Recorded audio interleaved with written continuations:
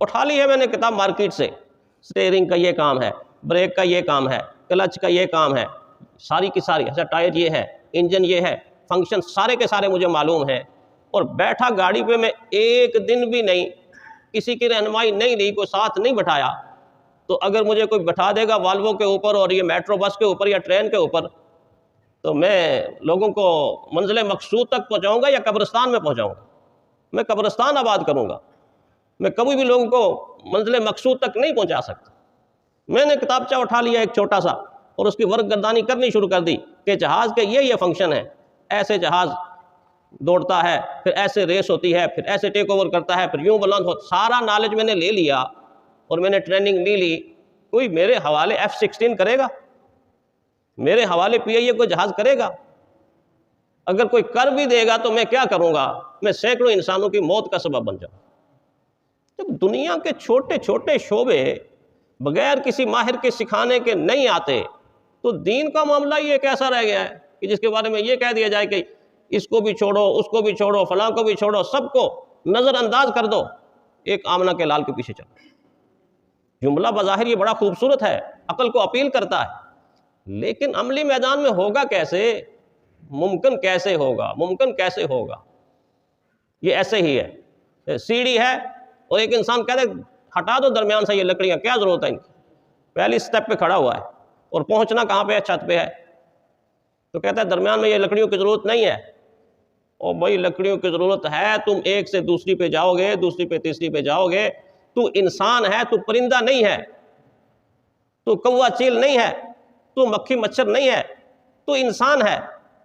تجھے اگلے قدم کی ضرورت ہے، اس سے اگلے سٹیپ کی ضرورت ہے، ایک سٹیپ، دوسرا سٹیپ بائی سٹیپ تو چھت کے اوپر پہنچ جائے گا۔ جو فلسفہ تو بتاتا ہے وہ فلسفہ تجھے چھت سے نیچے تو لا سکتا ہے پر اس سے چھت پر نہیں پہنچا سکتا۔ چھت سے نیچے اگر چھلانگ لگا کے آنا چاہو، خودکشی کرنا چاہو، خودکشی کرو، چھت سے نیچے چھلانگ لگا دو، بغیر سیڑھی کے بغیر سٹیپ کے آ جاؤ گے، مر جاؤ گے نا، ہڈی پسلی ایک ہو جاؤ گی۔ یہ الٹا فلسفہ ہے۔ اگر آپ نے نیچے سے اوپر جانا ہے تو نیچے سے اوپر جانے کے لیے یہ چیز ضروری ہے، نہال اس چمن میں جتنے بڑے ہیں ہمیشہ وہ نیچے سے اوپر چڑھے ہیں، ہمیشہ وہ نیچے سے اوپر چڑھے۔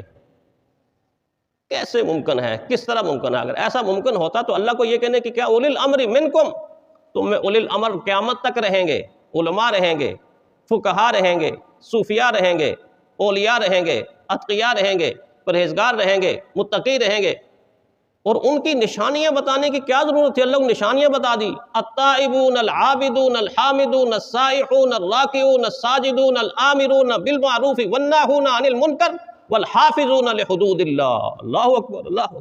یہ کون لوگ تھے؟ یہ گزر چکے ہیں بس، یہ حادثے کی پیداوار تھے معاذ اللہ کہ ایک دفعہ آئے، بس آئے اور دنیا کو چہرہ دیکھ چلے گئے؟ نہ نہ نہ، جو چلے گئے ہیں خوش قسمت خوش نصیب وہ چلے گئے، آج بھی موجود ہیں، صبح قیامت تک موجود رہیں گے۔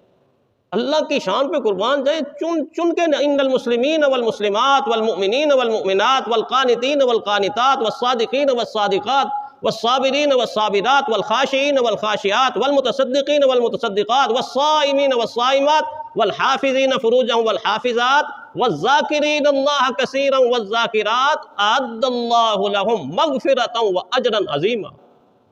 ایک طرف نشانیاں، دوسری طرف خوشخبری، یہ مغفرت والے لوگ ہیں، بخشش والے لوگ ہیں، اجر عظیم والے لوگ ہیں، یہ سارے ختم ہو گئے، بس میں باقی رہ گیا ہوں کہ میں سمجھا رہا ہوں جی، کس سے سمجھنا؟ مجھ سے سمجھ رہے معاذ اللہ، اور اگر مجھ سے نہیں سمجھتے تو آمنہ کے لال سے سمجھ۔ تو کوئی عقل والی بات ہے، کوئی سمجھ والی بات ہے۔ کس چیز کا رد عمل یہ پیدا ہوا؟ یہ رد عمل بھی جو پیدا ہوا، وہ لوگ بھی قیامت کے دن اللہ کے عذاب سے نہیں بچ سکیں، اللہ کے عذاب سے نہیں بچ سکیں۔ ہم نے اولیاء کرام پر اتنا ظلم کیا ہے اور اتنا ظلم کیا جا رہا ہے کہ اس ظلم کو دیکھ کر رونگٹے کھڑے ہو جائیں گے کہ قیامت کے دن ہم کیا منہ دکھائیں گے ان اولیاء اللہ۔ یہ ان لوگوں کا رد عمل سامنے آیا جن لوگوں نے اللہ کے ولیوں، اللہ کے اولیاء کے نام پر جھوٹے قصے، جھوٹی کہانیاں، من گڑت قصے، من گڑت کہانیاں، بے بنیاد باتیں بنا کے لوگوں کو دین سے ہٹا کر جھوٹے قصے اور کہانیوں میں الجھا دیا۔ یہ ان کا رد عمل ہے۔ ان کے رد عمل کے اندر پھر کچھ لوگ طبقہ امت کے اندر ایسے پیدا ہوا کہ یار یہ کیا ہے؟ نہ بات کا منہ ہے، نہ سر ہے، نہ بنیاد ہے، اتنی زیادہ مبالغہ آ رہا ہے، اتنی زیادہ مبالغہ آ رہا ہے، قیامت کے دن ہم اولیاء اللہ کو کیا منہ دکھائیں؟ ناشتہ یہاں پہ کرتے ہیں، ایسے ہمارے پیر صاحب ہیں، اور ظہر کی نماز جا کے مکے میں پڑھتے ہیں۔ ہے کوئی بات کرنے والی؟ ہے کوئی بات کرنے والی؟ ہمارے پیر صاحب تو وہ تو اتنے پہنچے ہوئے، ان کا کہنا ہی کیا، ان کے گھر کے اندر جو بلی ہے نا، بلی وہ بھی پہنچی ہوئی ہے، وہ صبح کو ایک دفعہ میوں کرتی ہے تو پیر صاحب سمجھ جاتے ہیں ایک مہمان آئے گا، اور جب 5 دفعہ کرتی ہے تو پیر صاحب سمجھتے ہیں کہ 5 مہمان آئے گا، ہماری تو بلی بھی پہنچی ہوئی ہے۔ کوئی ایک خرافات ہے، کوئی ایک قصہ ہے، کوئی ایک کہانی ہے، کوئی ایک من گھڑت بات ہے۔ اتنی من گھڑت باتیں اور بے بنیاد قصے کہ ہمارا سر شرم سے جھک جاتا ہے کہ اولیاء اللہ کی یہ تعریف ہے؟ اس طرح اللہ کے ولی ہوتے ہیں؟ اللہ کے اولیاء اللہ کی نشانیاں تو قرآن حکیم نے بتائیں کہ اٹھتے ہیں تو آمنہ کے لال کی یاد آتی ہے کہ حضور ایسے اٹھتے تھے، بیٹھتے ہیں تو حضور کی یاد آتی ہے حضور ایسے تشریف فرما ہوتے تھے، دیکھتے ہیں تو حضور کی یاد آتی ہے حضور ایسے نگاہ رحمت فرمایا کرتے تھے، نگاہ کو جھکاتے ہیں تو یاد آتی ہے حضور یہاں نگاہ کو جھکا لیتے تھے، گفتگو کرتے ہیں تو یاد آتا ہے کہ نور نبوت کے پھول نبوت کے لبوں سے کیسے کھلتے تھے، کیسے کھلتے تھے، جب بولتے ہیں تو یوں، ان کا سراپا جب دیکھتے ہیں تو خدا کی یاد تازہ ہوتی ہے، اللہ کی یاد تازہ ہوتی ہے۔ اولیاء تو یہ ہوتے ہیں۔ اب جب جاہل لوگوں نے ان کی جگہ لے لی، قرآن پاک کہتا ہے پرانے تاریخ فخلف من بعدہم خلف، یہ اچھے لوگوں کے جب خلیفہ آئے، جب نائب آئے، جب پیچھے والے آئے، جب اولادیں آئیں تو فرمایا فخلف من بعدہم خلف، نہ خلف لوگ، نکمے لوگ، نااہل لوگ ان کی علمی گدیوں کے اوپر آگے ہیں، اضاعوا الصلاۃ واتبعوا الشہوات، نمازوں کی پرواہ کوئی نہیں، نمازیں ضائع کرتے ہیں اور شہوت کے پیچھے، دولت کے پیچھے، شہرت کے پیچھے، مال کے پیچھے، دنیا کے پیچھے بھاگنے والے، ایسے بھاگنے والے کہ جیسا کوئی کتا کسی خوراک کی شکل میں بھوکا لپک لپک کے بڑھ رہا ہو، دوڑ رہا ہو۔ ایسے لوگ پیدا ہوئے جن لوگوں نے اولیاء اللہ کی تعلیمات کو مسخ کر دیا، معاذ اللہ ان کے نورانی چہروں کے اوپر کالخ مل دی۔ اس کے رد عمل کے طور پر پھر امت میں دوسرا طبقہ پیدا ہوا جس نے دیکھا کہ یہ کچھ ہو رہا ہے۔ ہونا تو یہ چاہیے تھا کہ ان کے برے کاموں کو، جھوٹے قصوں کو، من گھڑت کہانیوں کو رد کرتے، وہ رد کرتے کرتے شیطان ہے نا، اتنا آگے بڑھ گئے کہ بجائے قصوں، کہانیوں اور بے بنیاد باتوں کا رد کرتے، انہوں نے اولیاء اللہ کا رد کرنا شروع کر دیا۔ اللہ اکبر، اللہ کے نیک بندوں کا رد کرنا شروع کر دیا۔ اور یہ اتنا خطرناک موڑ ہے کہ اگر انسان کہیں رکے اور نہیں بریک لگتی، آگے چلتا جائے تو اولیاء اللہ سے بڑھ کر انسان اگلے طبقے تک پہنچتا ہے، اس سے بڑھ کر اگلے طبقے تک پہنچتا ہے، اس سے بڑھ کر انبیاء کے طبقے تک پہنچ جاتا ہے۔ وہ صرف اولیاء کی نفی نہیں کرتا، اولیاء کی نفی کرتا ہے، صلحاء کی نفی کرتا ہے، فقہاء کی نفی کرتا ہے، محدثین کی نفی کرتا ہے، حتیٰ کہ صحابہ تک جا پہنچتا ہے، وہاں پر بھی بریک نہیں لگتی۔ ہم نے تاریخ پڑھی ہے، ہسٹری میں ایسے لوگ آئے ہیں جنہوں نے کہا ہے یہ موسیٰ علیہ السلام اللہ کے پیغمبر، اللہ کے نبی، مکہ مار کے تو قبطی کو قتل کر دیا، بھلا موسیٰ علیہ السلام نبی بھی کسی کو قتل کر، یہ کیا ہے؟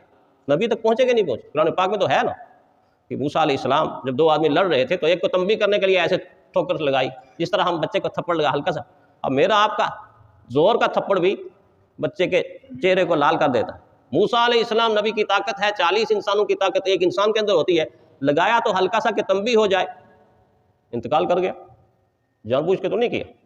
لیکن کیونکہ قرآن حکیم کے اندر واقعہ موجود ہے، اس کو ہم تفسیر بتاتے ہیں، تعبیر بتاتے ہیں، لیکن جب وہ لوگ کسب کی نفی کرتے ہیں، انبیاء کی نفی کرنا شروع کر، اچھا آدم علیہ السلام ہیں اور اللہ کہتا ہے وَلَا تَقْرَبَ هَٰذِهِ الشَّجَرَةَ، اس درخت کے قریب نہیں جا، پھر بھی قریب جا، یہ کیا ہے؟ شیطان ان کو کہتا ہے کہ نفی کرتے جاؤ، آخر میں تم سے انبیاء کی نفی کرواؤں گا اور پھر اس سے آخر میں خدا کی بھی نفی کروا دوں، اس سے آخر میں خدا کی بھی نفی کر دوں۔ بجائے اس کے کہ وہ شیطان کی نفی کرتے کہ شیطان نے ایسا جال بنا اور شیطان نے ایسا ہتھ کنڈا استعمال کیا، اللہ تعالیٰ نے اس واقعے سے حکمت امت کو، نسل انسانی کو، بجائے اس کے کہ اس طرح ہو جاتے، وہ شیطان کے دفاع میں کھڑے ہو گئے آدم علیہ السلام کے خلاف۔ کیوں؟ اس لیے کہ انہوں نے اپنی بنیاد غلط کر دی۔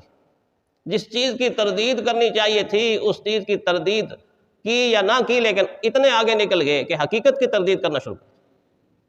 کیسے ممکن ہے دریا کا اثبات کرنا اور ندی نالوں اور چشموں کی نفی کرنا؟ یہ نہیں ہو سکتا۔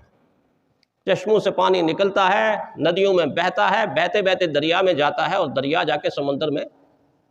اب کہ ہم سمندر کو تو مانتے ہیں، باقی کسی چیز کو نہیں مانتے، تو یہ حقیقت کے خلاف ہے۔ اس لیے کہ بنیاد وہی چشمے ہیں، وہی ندیاں ہیں، وہی نالے، یہاں سے پانی جا کر سمندر میں گرتا۔ تو بنیاد کی نفی کرنا اور شاخوں کا اس بات کرنا، جڑ کی نفی کرنا، یہ عقل کے اندر آنے والی بات نہیں۔ اصل بات یہی ہے کہ رد اس چیز کا کیا جائے جو چیز رد کے قابل ہے، جس کے دیکھیں اللہ کے نبی نے ایک اشارہ فرمایا حضرت علی رضی اللہ تعالیٰ عنہ کی ذات کے بارے میں، اے علی، آپ کے معاملے میں دو قسم کے لوگ گمراہ ہوں گے، گمراہ ہوں گے، گمراہ ہوں گے۔ کون سے دو قسم کے؟ فرمایا ایک تو آپ کی عقیدت میں، احترام میں، محبت کا دعویٰ اتنا کریں گے کہ وہ تم کو انسانیت کے درجے سے اٹھا کر خدا کا درجہ دے دیں، خدا کا درجہ دے دیں گے۔ اور ایسی قوم پیدا ہوئی حضرت علی رضی اللہ تعالیٰ عنہ کے زمانے میں، کچھ لوگ تھے، اب بھی ہیں، وہ کہتے تھے کہ ہم ان کو خدا مانتے ہیں۔ اب بھی کچھ لوگ ہیں وہ کہتے ہیں علی خدا کا نام ہے، معاذ اللہ وہ یہ کہتے ہیں کہ خدا کو علی نے پیدا کیا، علی کو خدا نے نہیں پیدا کیا، علی کو۔ اب بھی لوگ ہیں، حضور نے اپنے زمانے کے اندر بتا دیا تمہارے بارے میں دو لوگ پیدا ہوں گے، ایک عقیدت میں گمراہ ہوں گے اور دوسرے تیرے بغض میں گمراہ ہوں گے۔ کچھ لوگ ایسے آئیں گے تیرے ایمان پر شک کریں گے، ایمان پر سوال اٹھائیں گے۔ یہ دو انتہائیں ہیں، انتہائیں۔ اسلام دو انتہاؤں کا نام نہیں، اسلام ان دو انتہاؤں کے درمیان ایک راستہ ہے جس کو کہتے ہیں امتن وسطن، امتن وسطن۔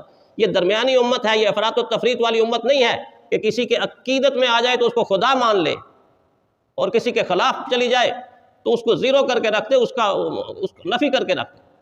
مولانا آزاد رحمۃ اللہ علیہ نے ایک پیارا جملہ لکھا، بڑا پیارا جملہ لکھا، انہوں نے فرمایا یہ عجیب ہے، انسان بڑا عجیب ہے، ماننے پہ آئے تو بے جان پتھر کو خدا مان لیتا اور انکار کرنے پہ آئے تو حقیقی خدا کا انکار کر دیتا۔ تو گویا میرے کہنے کا مقصد یہ ہے کہ ایسے راستے پر ہمیں چلنا چاہیے جو اعتدال کا راستہ ہے، افراط و تفریط سے پاک راستہ ہے، اونچ نیچ سے پاک راستہ ہے۔